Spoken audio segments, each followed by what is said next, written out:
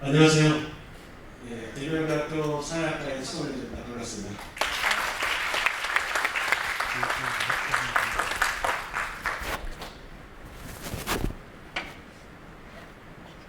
예.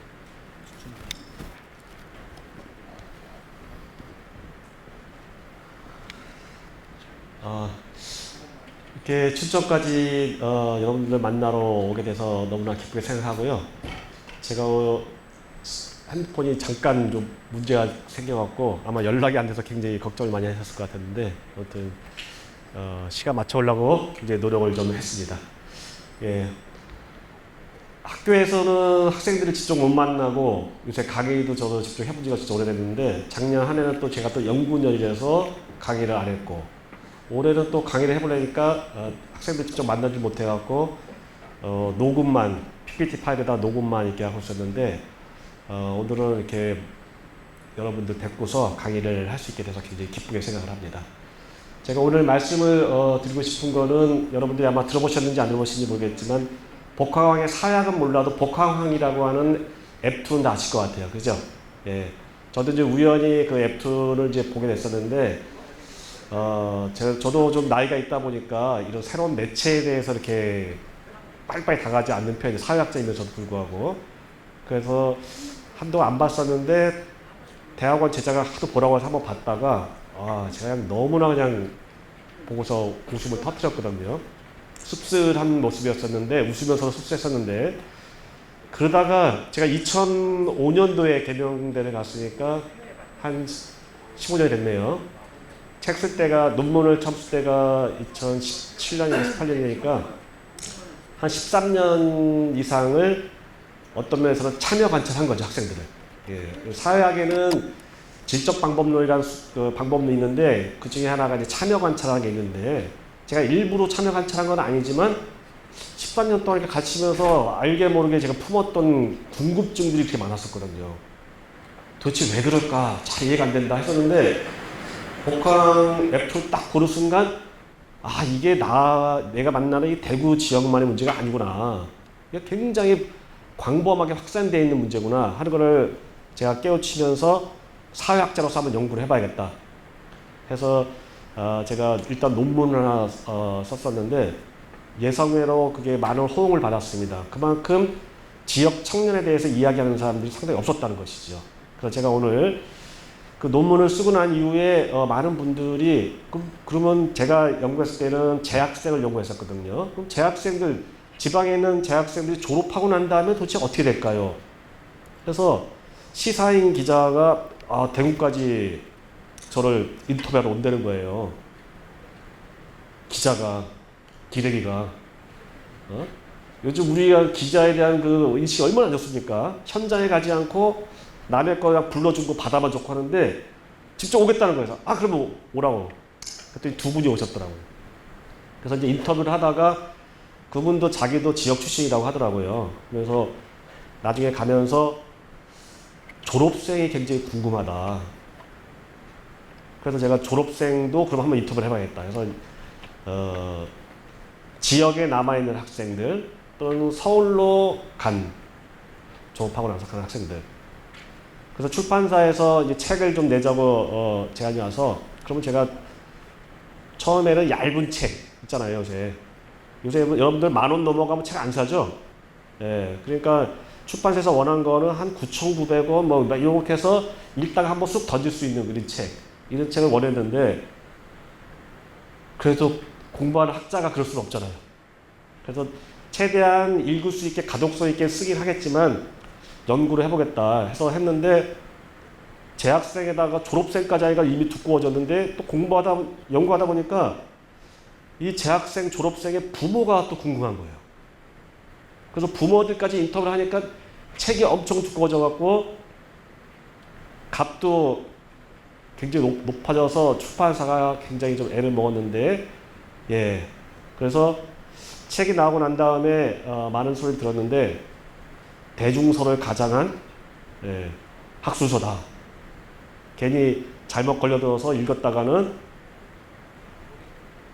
어려운 사회학 세계에 빠져든다. 이런 식의 비판도 좀 많이 받았는데 어쨌든 좀 다가가려고 상당히 많이 노력했었는데 오늘 그거를 여러분과 조금 한번 같이 공유를 한번 해보려고 합니다. 제가 이게 기계가 약해서 예. 예.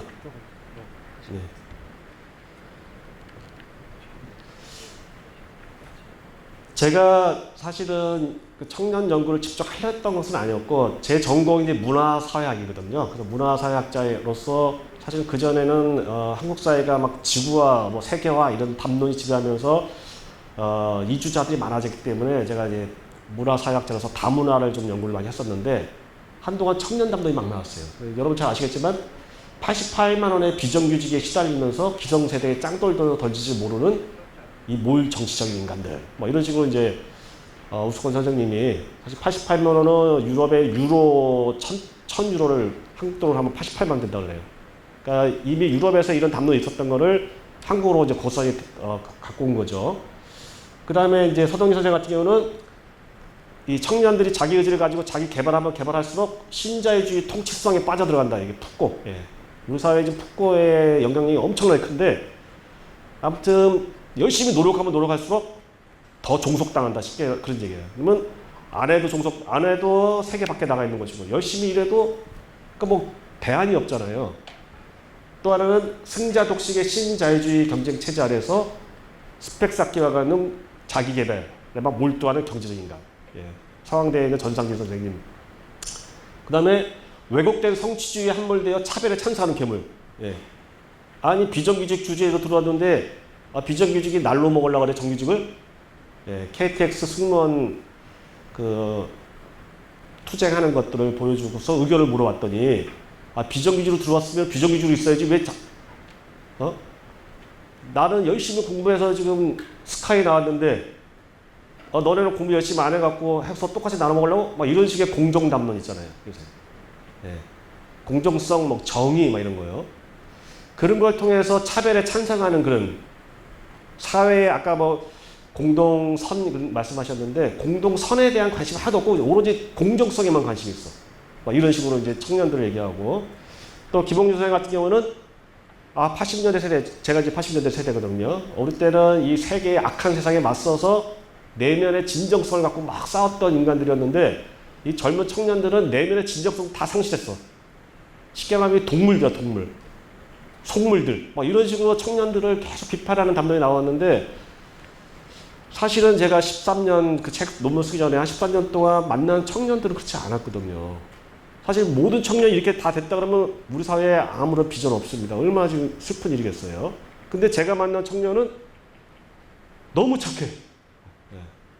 자기 자신을 전혀 먼저 고려하지 않고 남을 먼저 배려를 하고 가족과 친구에 충실하고 뭐 개인주의, 지나친 개인주의, 뭐 차별에 찬사하고 뭐 이런 게 아니라 너무 관계 중심적이고 친구 먼저 생각하고 부모님 먼저 생각하고 이런 존재들이에요. 근데 이런 얘기는 아무도 하는 사람이 없어서 제가 한번 연구를 해봐야겠다. 그래서 이제 질문을 하셨는데 이거는 저 학문적인 질문인데 제가 따르고 있는 입장은 인간의 삶이라고 하는 거에 제일 중요한 건 자아라면 자아. 예, 근대 세계에 이 자아라는 것이 사실은 근대성과 함께 출현한 것이거든요. 이게 뭐냐 쉽게 말하면 뭐냐면은 타자의 관점에서 자기 자신을 바라볼 수 있는 능력이에요. 자기 자신을 객관화할 수 있는 능력이에요. 근데 그 이전까지는 이러한 능력을 사실 모든 인간이 다 갖고 있는 것이 아니었죠. 예, 귀족, 신분제 사회는 귀족이라든지 이런 그런 사람만 있고 나머지들은 자아 없이 그냥 남의 종속되어 살아가는 것인데 우리가 근대 세계라고 하는 것을 너무 경제적 관점만 보지 말고 문화적 관점에서 본다고 한다면은 자신의 자아를 가진 존재예요. 근데 이 자기 자신을 객관화하는 정도가 침팬지 정도의 수준이 아니거든요. 침팬지도 자아가 있습니다. 쉽게 말하면 침팬지도 거울에 자기 얼굴이 보이면은 얘가 반응을 해요. 가갖고 막 눈을 찡그려보고 이렇게 하면은 거울로 따라 움직이잖아. 그 다음에 어떻게 하냐면 뒤에 가봅니다. 진짜 뭐가 있나 하고. 거울 쓱 가보니까 아무것도 없잖아요. 다시 돌아오면은 있어 또. 없고 있고를 막 반복하다가 나중에는 침팬지를 흥미를 잃어버린다 그래요. 근데 인간은 6개월, 8개월 때부터 이 거울 이미지랑 갖고 논다고 합니다. 자크 락강이라고 하는 굉장히 유명한 정신분석학자가 그런 거울 단계라는 말로 붙였는데 인간은 이렇게 있음과 없음을 가지고 놀 줄 아는 상징적 존재거든요. 여러분 청년은 지금 사실 없음에 사는 세계예요. 여러분이 지금 가진 게 뭐가 있어요? 가진 게 뭐가 있어요? 없죠 사실은. 모든 게 다 부재한 거거든요. 있는 건 딱 뭐 하나야? 예. 꿈, 저 멀리에 있는 내가 하고 싶은 거, 다른 세계에 대해서 생각할 수 있는 거, 그거 다 없음이에요. 그러면 있음과 없음을 주고받아서 볼 수 있는 능력이 상징적인 능력인데 침팬지는 그만 흥미를 상실한다는 것이죠. 하지만 인간은 상징이라는 것이 뭡니까? 없는 것을 불러낼 수 있는 힘이 상징인 거죠, 여러분들. 네. 그러려면 좋은 꿈을 꿔야 된다는데 인간의 자아라는 건 항상 무엇이 좋은 삶인가, 무엇이 좋은 삶인가에 대한 질문을 던지지 않으면 단순하게 뭐 공정해야 된다, 뭐 공평해야 된다, 뭐 정의해야 된다, 그것만 갖고는 안 돼요. 반드시 무엇이 좋은 삶인가, 무엇이 선한 삶인가를 질문을 던지고 그거와 그 지향에 자기 자신을 누울 때 우리가 인간의 자아를 할 수 있는데 청년들에게 물어보면은 마치 아무런 좋은 삶도 지향하고 있지 않은 것처럼 보인다는 거죠. 지금 선행 연구를 보면은. 하지만 내가 한번 직접 물어보자 해서 물어봤습니다. 자, 좋은 삶이 뭔지를 안다고 해서 그거를 추구하는 방식이 다 똑같은 건 아니거든요. 예를 들어서 내가 여러분한테 물어보면 뭐가 제일 좋은 삶입니까? 그러면 경제적으로 성공하는 거요. 그러면 경제적으로 성공할 수 있는 방식, 어떤 방식이 제일 좋은 방식이냐? 우리가 산에 올라간다. 누구나 다 산에 올라가는 게 목적이에요. 하지만 산에 올라가는 길은 여러 가지가 있을 수 있잖아요. 산을 올라가는 방식을 조절하는 거, 그게 바로 규범인 것이거든요. 그래서 자신이 좋아하는, 추구하는 좋은 삶을 조절하는 방식이 무엇인가 한번 제가 물어봤습니다. 학생들한테. 그 다음에 수단, 목적을 달성하기 위해서는 수단이 있어야 되잖아요. 여러분들 등산화도 있어야 되고 뭐 올라갈 수 있는 스틱도 도움을 받아야 되고 그렇게 있어야 되겠잖아요. 그래서 가치, 규범, 목표라고 하는 그 세 가지의 사약 이론에서 얘기하는 사실 제일 높은 차원에 있는 게 가치죠. 네. 그 다음에 중간쯤 내려오는 게 규범의 차원이고 가장 밑바닥에 있는 게 수단 목적의 차원인데 여러분들 수단 목적이 잘 뭔지 모른다고 한다면은 정치인들이 맨날 나와서 싸우는 거 있잖아요. 그 사람들이 지금 가치의 차원 갖고 맨날 입으로만 가치 차원 얘기하지만 사실은 수단 차원에서 막 맨날 싸우고 있거든요. 조금 올라가면 규범, 조국이 어떻고 나경원이 어떻고 막 하나는 뭐 둘 다 하나는 진보고 하나는 보수인데 규범 차원에서 똑같아. 자기 자식 먼저 챙기기. 예를 들어서 우리가 가치는 다 다를 수 있어도 규범이 굉장히 똑같을 수가 있거든요.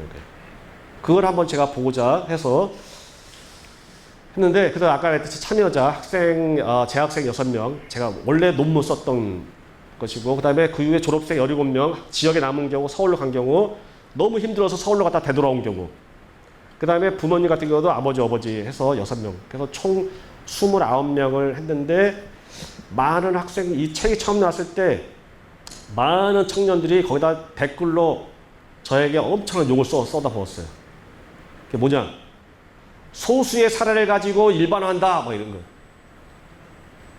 질적 연구에 대한 것이 아직까지도 많이 퍼져 있지 않고 양적 연구의 경험적 일반화라고 하는 그런 거에만 많이 익숙해 있다 보니까 사실 질적 연구라는 것은 이것은 일반화를 추구하는 것이 아니거든요. 어떤 한 가지 사례라 하더라도 그것이 지니고 있는 엄청난 분석적 힘이 있는 것이거든요.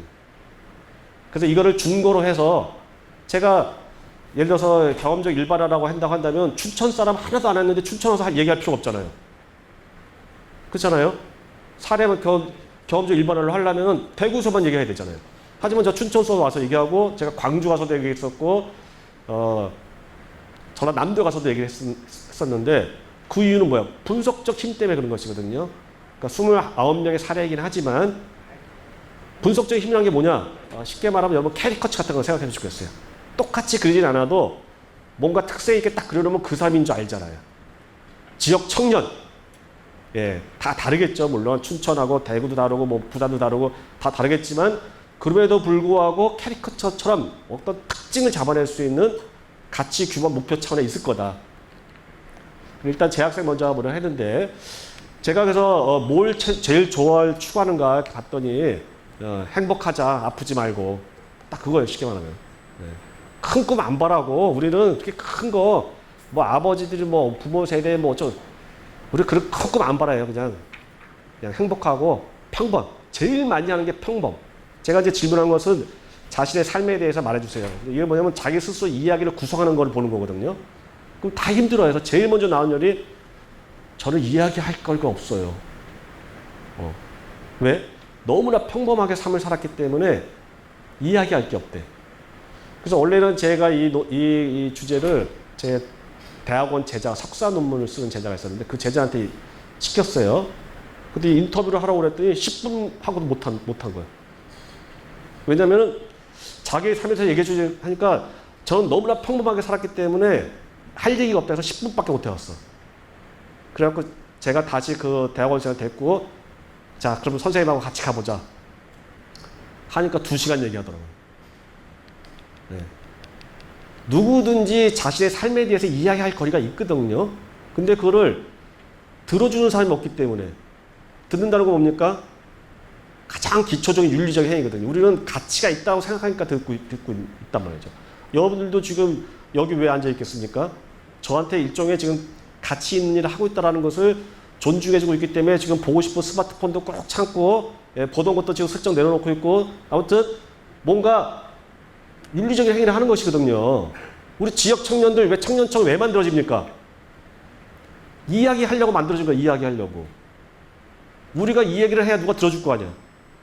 들어주는 사람이 없다 보니까 맨날 친구들하고 엄마 아빠하고만 얘기하고 있단 말이죠.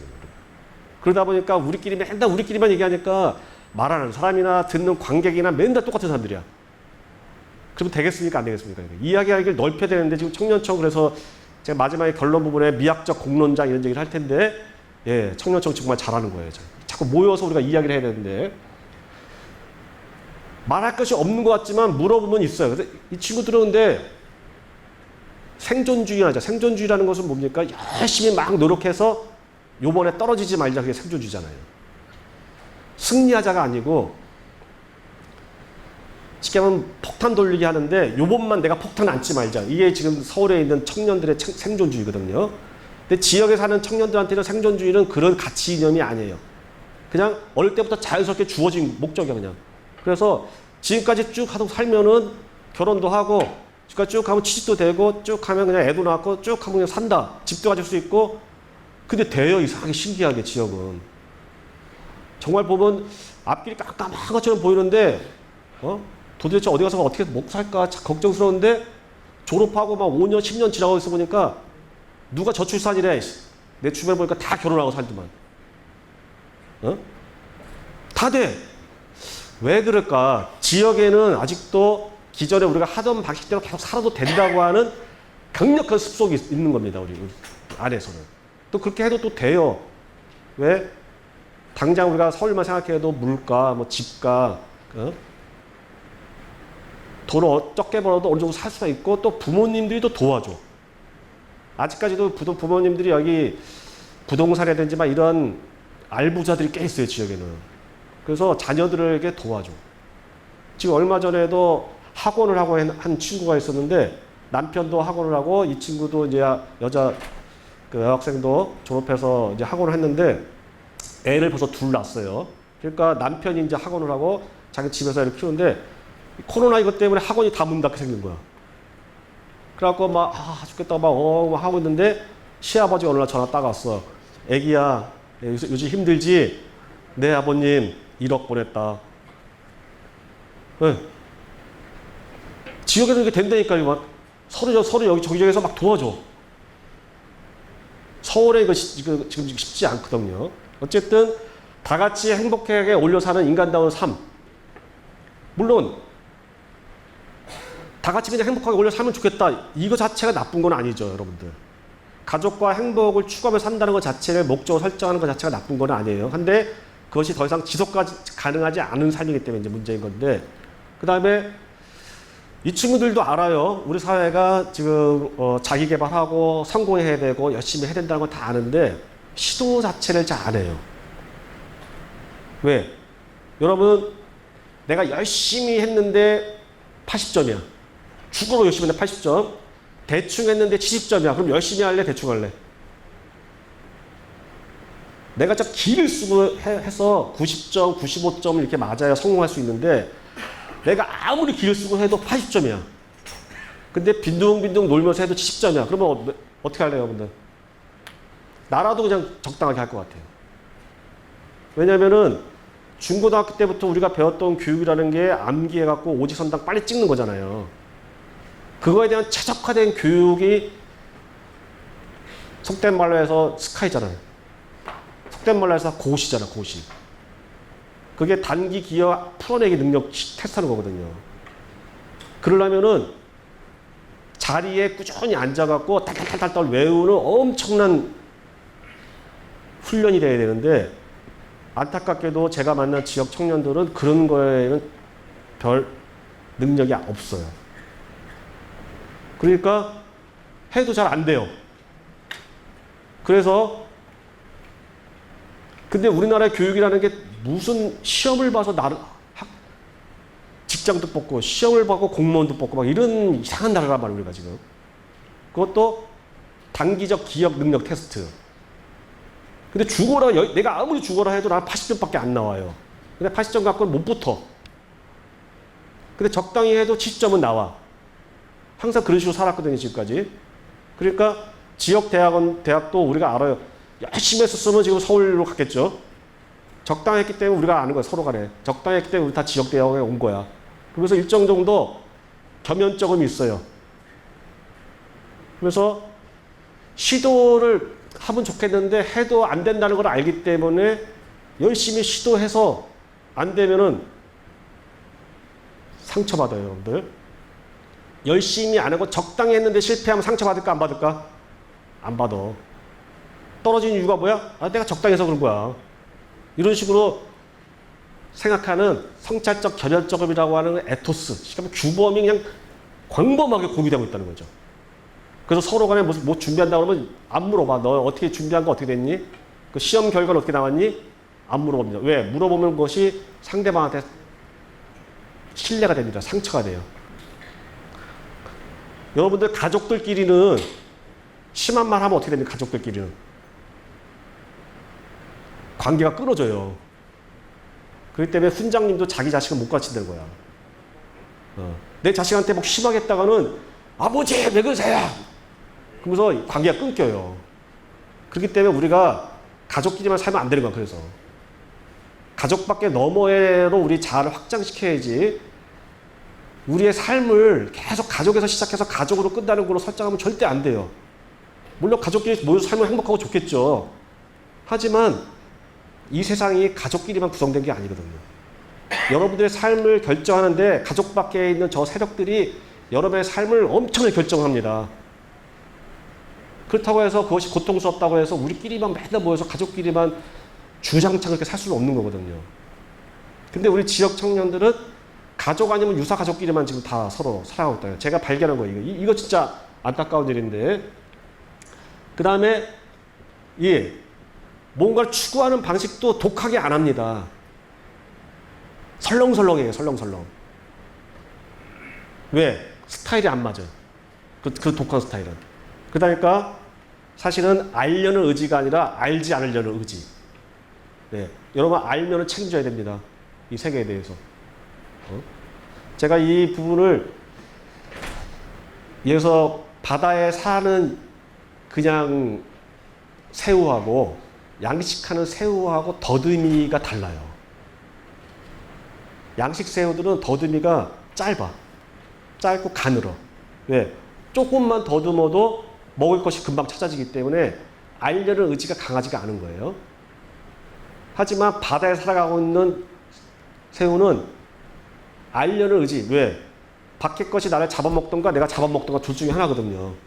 그 때문에 촉수가 넓어서 빳빳한 데다 길어. 그래갖고 다 이렇게 왜? 알아야 생존할 수가 있으니까. 알려는 의지가 강력한 알려는 의지가 있는 것이거든요. 제가 사실은 니체가 이런 얘기를 한 거고 생의 의지, 쇼펜하우라든지 니체라든지 뭐 푸코라든지 다 이런 사람들이 한 얘기들인데 쉽게 말하면 뭐냐면 알려는 의지와 권력 의지랑 맞닿아 있다는 거거든요. 네. 그러니까 이 세계를 힘을 가지려고 하는 힘에 대한 의지가 없는 거야, 쉽게 말하면. 이 세계를 내가 좀 휘둘러 봐야 되겠고, 내가 권력으로 뭘 해봐야겠다고 생각하면 알려는 의지가 생기는데, 그게 안 되기 때문에 알지 않으려는 의지, 모르려는 의지에 똘똘 뭉쳐있다는 거죠, 가족끼리 모여도.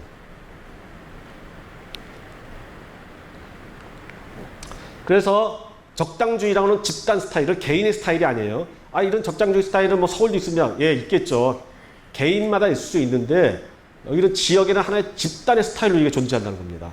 첫 번째는 집단의 경계는 뭐냐면은, 일단 나 자신을 서울에 있는 대학생이라는 서울에 있는 사람들로 준거로 해서 나를 바라보니까 부정적이겠죠, 내가.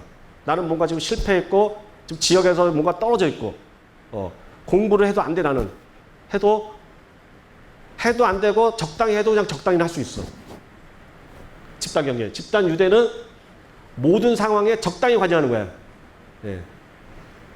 이 적당주의가 뭡니까? 관여가 뭡니까? 하는데, 예비로 훈련 갔다 온 남학생들은 알 거예요. 자, 예비로 훈련 갔을 때 여러분들 맨 앞에 앉아갖고 막 필기하면서 열심히 자신의 주의를 집중합니까? 안 하죠. 설렁설렁 저 뒤에 앉아갖고 빨리 시간을 갈아봐요. 이렇게 하는데 아예 밖으로 나가지는 않아요. 왜? 세상 밖으로 퇴장해버리면 예비 훈련에서 또 끌려와. 그러니까 나갈 수는 없어. 하지만 내가 좋아하지 않는 세팅이야. 현재 여러분 그래서 앉아 계신 거 아니죠? 예? 할 수 없이 지금 나가면 나갈 수는 없고 할 수 없이 이제 끌려와서 앉아 있는 거 아니시죠, 설마? 예. 그러면 뭐냐? 내가 존중하지 않는 세팅에서 살아남는 제일 좋은 방법은 뭐예요? 적당하게 그냥 거리 두는 거라면 적당하게. 관여를 적당하게 안 하고 그래야 생존할 수가 있는 거예요. 그만큼 우리 지금 지역 청년들한테는 지역 청년들이 가 있는 모든 세팅들이 내가 정신을 쏟아붓고 열정을 쏟아부을 수 있는 그런 세팅이 적어요. 그러니까 청년청인 저는 그런 세팅이 되길 바랍니다, 여러분들. 그러니까 서로 간에 쉽게 말하면 낮은 기대를 주고받는 거야, 서로 간에. 높은 기대를 주고받으면은 여러분들 실패할 수가 있잖아요. 낮은 기대를 주고받으면 삼촌 정말 천재야. 이 문제도 풀 줄 알고 자기 문제 풀어주니까. 그 초등학생 수학 산수 문제 풀어주는데 조카가 나한테 천재라 그러면 여러분 기분이 하늘이 날아갈 것 같습니까? 그런 거거든요. 엄마가 너무너무 잘한대. 왜? 엄마는 가슴이 아프죠. 애가 막 공부하고 막 하는 부분. 자기 개발시키는 그런 엄마 말고 지금 지역에서는 지역 경제가 안 좋으니까 부모님들이 다 어떻습니까? 다 맞벌이 하느라 바쁘시고 어릴 때 사실 우리 청년들이 요새 돌봄에 공백을 받은 사람이 많아요. 지역 청소 만나오면. 그러면 엄마 아빠는 오잖아. 그러면 애가 공부하려고 좀 늦게 앉아있으면 안타까워. 일찍 자라 그래. 저도 어릴 때 좀 공부 좀 하려고 하면 우리 엄마가 그랬어. 피곤하다 일찍 자라. 물론 그때는 다 가난하니까 선생 세대는. 근데 지금은 어떻습니까? 강남에 헬리콥터 엄마까지 해서 그냥 따라다니면서 그렇게 해갖고 자기 개발시키는. 자기 개발이 이제 개인의 자기 개발이 아니에요. 지금 그 집안의 쉽게 말하면 가족 기획이란 말이야. 가족 기획. 개인의 기획으로는 안 돼, 지금은. 그 정도까지 우리 지금 뭐 조국 사태든지 막 다 그게 뭡니까, 이게. 패밀리 프로젝트였잖아요, 다.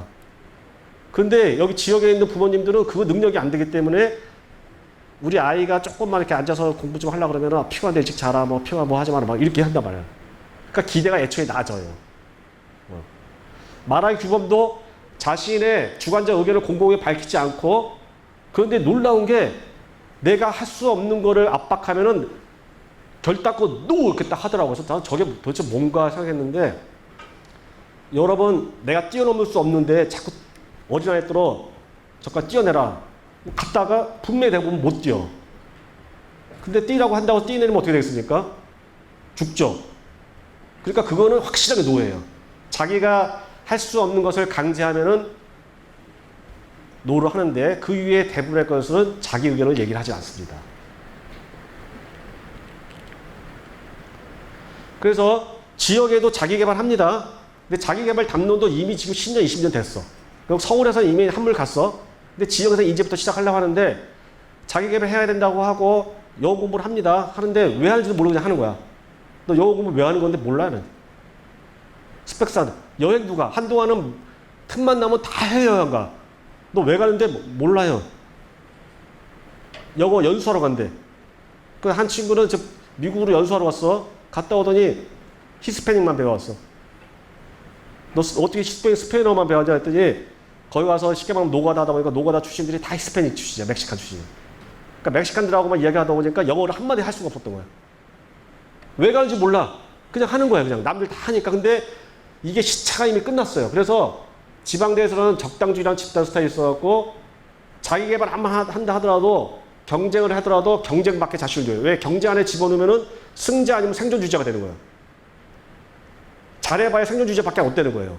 그 다음에 설사 경쟁에 뛰어든다 해도 느슨하게, 왜? 빡빡하게 했다가는 실패하잖아. 그럼 상처받아요. 그러니까 느슨하게 하는 거예요. 그 다음에 성찰적 겸연적으로서 경쟁 과정과 결과에 대해서 아무도 안 물어봐. 그래서 한 학생은 보니까 구급 공무원을 10년간 했더라고. 적당하게 해봐 10년간 해도 안 붙어요. 근데 실제로는 한 3, 4개월 집중적으로 하니까 붙더라고요. 지금 우리나라의 교육이 지금 그런 수준이거든요, 지금요. 그래서 이 청년들, 제가 이제 이야기하는 방식이 장르, 우리 청년들이 하는 이야기의 장르를 봤더니 희극이야, 희극. 자, 희극은 뭡니까? 요새 희극에는 인물이 대립을 하더라도 누구 하나 치명상을 잊지 않아요. 네. 악한도 끽낄대고 웃어, 악인도. 선인도 뭔가 약간 들떨어져 있어. 영구 없다.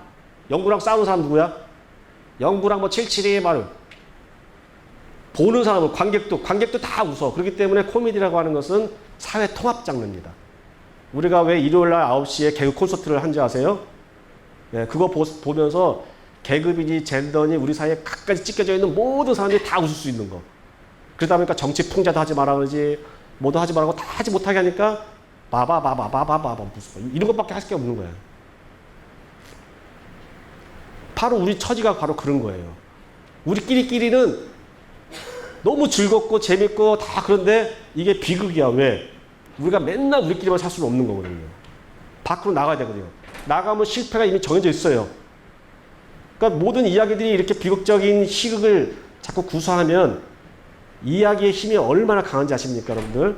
이야기한 삶이 곧 여러분의 삶에 영향을 또 끼친다는 것이죠. 그 다음에 지방대 졸업생은 어떻게 되느냐 또 한번 봤습니다. 제가 보니까 이 보수주의적 가족주의만 있는 것이 아니에요. 우리 청년들도 나르시즘적 개인주의가 있어요. 그게 뭐야? 나 자신이 먼저 뭔가 사치를 누리고 싶어 하는 거야. 아까 여행 가고 싶어 한다고 했잖아요. 뭔가 나만의 세계를 갖고 싶어 하고 무슨 감각 같은 게 있어요. 근데 제가 부모님 세대들도 연구해보니까 부모님들도 여러분들 하나의 개인이었어요. 근데 할아버지, 할머니한테 단칼 짓밟혔어. 이 젊은이들, 청춘들도 분명히 자기의 나르시즘적 개인주의라는 것이 있습니다. 근데 그것이 싹 튀어보지도 못하고 가족들한테 짓밟히다 보니까 너무나 쉽게 가족인이 돼버린 거야. 우리 서구 이론을 가져다가 한국 사회가 지금 너무 개인주의화 돼서 문제다 이렇게 얘기하는데 제가 지역에 있을 때부터 너무 개인주의화가 안 돼서 문제예요. 여전히 가족 안에만 있는데 그 이유가 이 아이를 개인으로 여러분 나르시즘의 가장 핵심은 뭐야? 감각이거든요. 여러분 청춘이 제일 가진 무기가 뭐예요? 감각이에요. 저처럼 나이가 들면 감각이 떨어지죠. 뭐 지식은 많이 쌓일지 모르겠지만은 그렇기 때문에 여러분들이 감각적인 쾌락을 추구해야 돼 사실은. 맞아요. 청춘들이 쾌락을 추구해야지. 근데 추구하지 못하게 맨날 그냥 도덕으로 윤리로 가족 윤리로 눌러놓으니까 이 청춘들이 기가 죽는단 말이에요. 기가. 네. 늙어서 쾌락을 어떻게 추구해야지. 다 이제 늙어서 이제 힘도 없는데. 청춘 때 그걸 해야죠. 네. 감각이 살아나야 된다. 감각이 살아나면 몸에 힘이 생기는 거예요. 여러분들 힘 있는 몸에 감각이 살아있는 사람들끼리 모여서 자꾸 으쌰으쌰하고 청년청도 만들고 서로 모이고 토론하고 막 이렇게 하면서 거기서 엄청난 집단적인 역량이 생기는 것이거든요.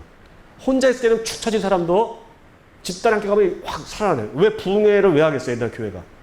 촛불 집회를 왜 하겠어요? 집단끼리 모이면 감각적인 이게 에너지가 생기는 거거든요. 요새는 그걸 학문적인 용어로 정동이라고 이제 부르는데 같이 모이면 몸에서 오는 감각끼리 주고받는 그 힘, 에너지 이런 거를 받아야 되는데 가족끼리만 있으면 이게 없다는 것이죠. 그래서 현재 이렇게 불안하게 동거하고 있는데 빨리 우리가 집 밖으로 나가야 됩니다. 그래서 지방에서 적당주의로 살아갈 수 있어요. 어떻게 살아가느냐? 그 세팅을 찾는 사회복지법인, 영어학원, 대학, 연구소, 사회적 기업, 시민단체 이런 데 가잖아요. 최근에 정의연 문제상이 생겼는데 제가 제일 가슴 아팠던 거는 이번 돌아가신 그분 80만 원 받고 10몇 년 동안 했다는 거예요. 그러면서 하는 얘기가 뭐냐면은 여기는 시민단체이기 때문에 저는 80만 원밖에 못 줍니다. 여러분 의로운 일은 80만 원 받고 일을 해야 돼요? 도대체 왜 그러는 거야? 돈은 뭐 수십억 쌓아놓고 왜 임금을 80만 원씩 주고 자랑스러운 일을 하니까 돈 그거 갖고 이런 게 도대체 어디 있어요? 지역에는 이런 게 엄청 많다는 거야 지금. 청년들한테 사회적 기업해. 너네는 돈 생각 안 하지? 알아. 너네 80만 원 받고 100만 원 받고 대신 너는 좋은 일 하잖아.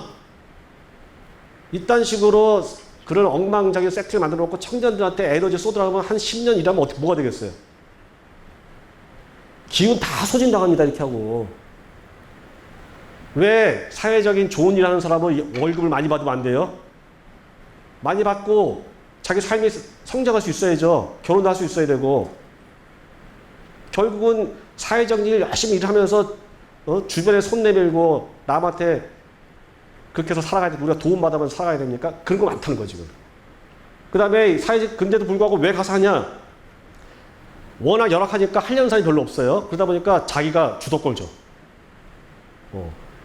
그러면서 살아갈 수 있는 그런 세팅들이 다 있단 말이에요, 지금. 그럼 그렇게 살면은 거기서는 적당하게 살아가도 돼. 출근도 내 맘대로 해도 되고, 기획도 내 맘대로 해. 왜? 어차피 사람이 없으니까. 그런 데 가서. 그렇게 청년 활동가로 살아갈 수 있는 세팅들이 있어요. 또 하나는 뭐냐? 성실하게 살아가는 거야. 낮은 밑바닥에서부터 내가 잘하는 건 성실성밖에 없다. 제가 그 책에도 썼지만은 학생인데 나중에 와요. 성적 의의 신청하러. 저 선생님, 왜? 저 출석 다 했습니다. 그래, 레포트 내는 거 다 냈어요. 네. 시험도 다 봤어요. 네. 근데 왜 C예요? 그 선생님 그래요. 대학은 성실성 테스트 하는 데가 아니야. 좀 바쁘면 학교 못 올 수도 있지. 선생님이 그랬지? 몇 번은 다 결석해도 그거 하나도 안 한다고.